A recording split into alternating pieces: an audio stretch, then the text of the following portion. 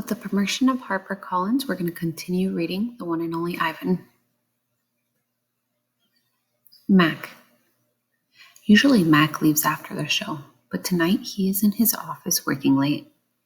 When he's done, he stops by my domain and stares at me for a long time while he drinks from a brown bottle. George joins him, broom in hand, and Max says the things he always says. How about the game last night? And business has been slow, but it'll get better, you'll see. And don't forget to empty the trash. Mac glances over at the picture Julia is drawing. What are you making? He asks. It's for my mom, Julia says. It's a flying dog. She holds up her drawing, eyeing it critically. She likes airplanes and dogs. Mac murmurs, sounding unconvinced. He looks at George. How's the wife doing anyway? About the same, George says. She has good days and bad days. Yeah, don't we all, Max says. Max starts to leave, then pauses. He reaches into his pocket, pulls out a crumpled green bill, and presses it into George's hand. Here, Max says with a shrug. Buy the kids some more crayons. Mac is already out the door before George can yell, Thanks. Not sleepy. Stella, I say after Julia and her father go home, I can't sleep. Of course you can, she says. You are the king of sleepers. Shh, Bob says from his perch on my belly. I'm dreaming about chili fries. I'm tired, I say, but I'm not sleepy. What are you tired of? Stella asks. I think for a while. It's hard to put into words. Gorillas are not complainers. We're dreamers, poets, philosophers, nap takers. I don't know exactly. I kick at my tire swing. I think I may be a little tired of my domain. That's because it's a cage, Bob tells me. Bob is not always tactful. I know, Stella says. It's a very small domain. And you're a very big gorilla, Bob adds. Stella, I ask. Yes? I noticed you were limping more than usual today. Is your leg bothering you? Just a little, Stella answers. I sigh. Bob resettles. His ears flick. He drools a bit, but I don't mind. I'm used to it. Try eating something, Stella says. That always makes you happy. I eat an old brown carrot. It doesn't help, but I don't tell Stella. She needs to sleep. You could try remembering a good day, Stella suggests. That's what I do when I can't sleep. Stella remembers every moment since she was born.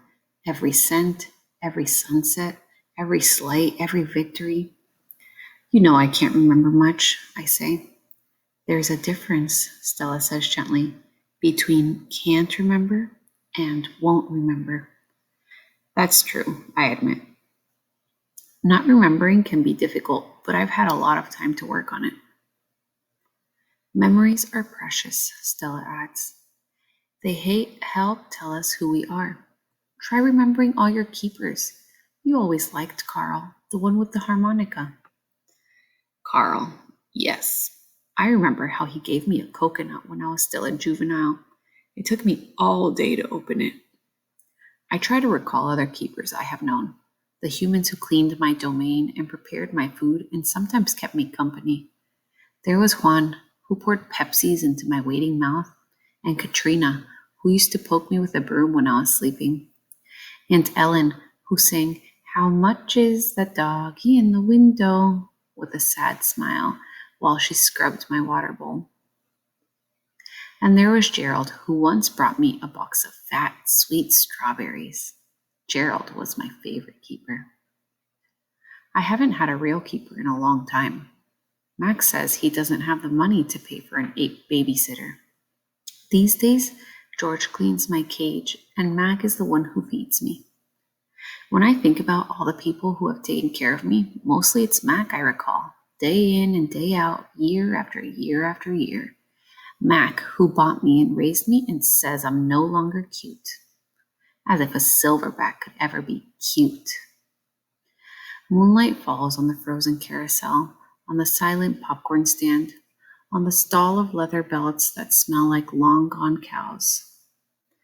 The heavy work of Stella's breathing sounds like the wind in the trees, and I wait for sleep to find me. The beetle. Matt gives me a new black crayon and a fresh pile of paper. It's time to work again. I smell the crayon, roll it in my hands, press the sharp point against my palm. There's nothing I love more than a new crayon. I search my domain for something to draw. What is black? An old banana peel would work, but I've eaten them all. Knot tag is brown. My pool is blue. The yogurt raisin I'm saving for this afternoon is white, at least on the outside. Something moves in the corner. I have a visitor. A shiny beetle has stopped by.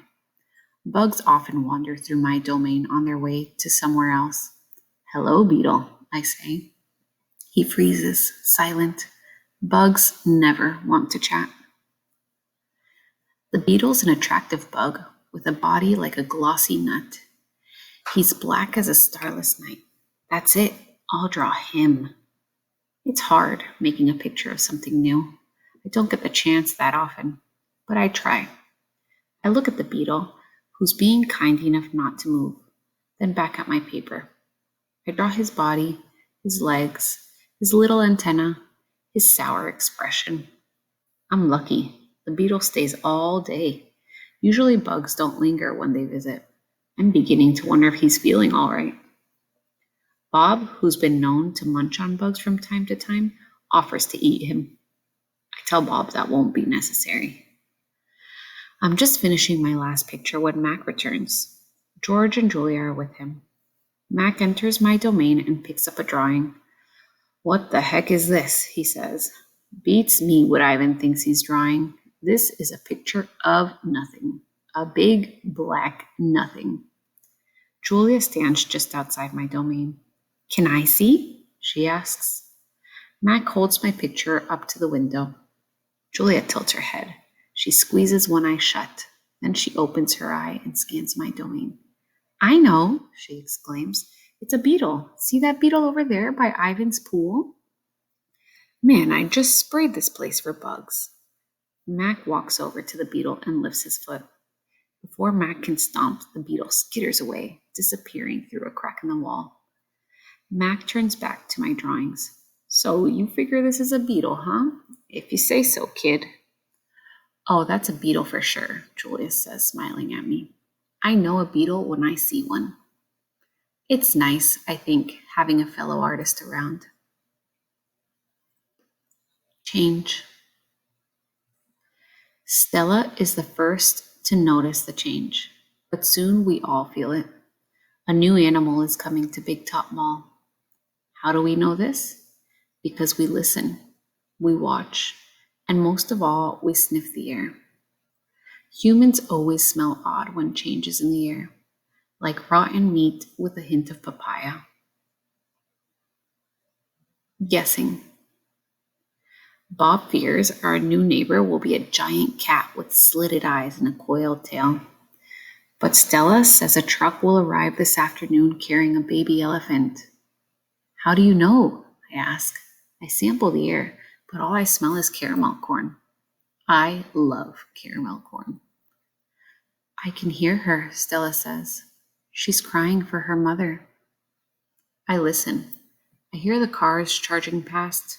I hear the snore of the sun bears in the wire domain, but I don't hear any elephants. You're just hoping, I say. Stella closes her eyes. No, she says softly. Not hoping. Not at all.